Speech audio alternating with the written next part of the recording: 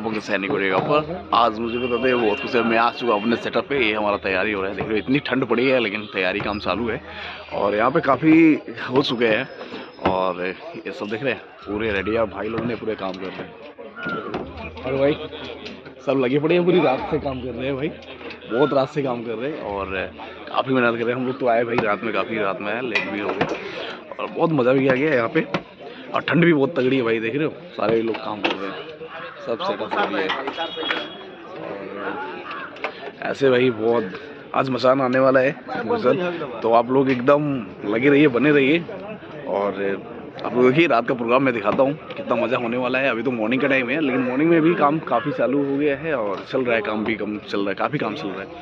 तो ऐसा ही सिस्टम पड़ा है तो आप लोग समझ सकते हैं। तो आप लोग बने रहिए वीडियो में, मैं तब तक दिखाता हूँ मैं आपको। ओके चलिए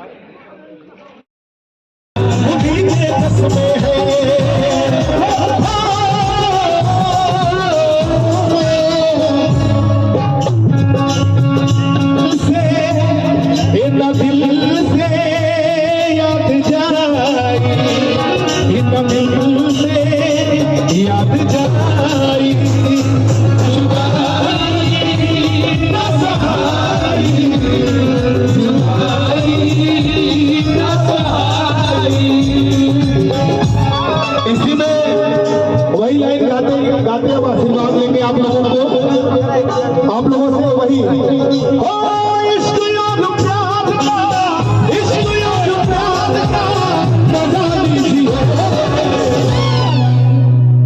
थोड़ा इंतजार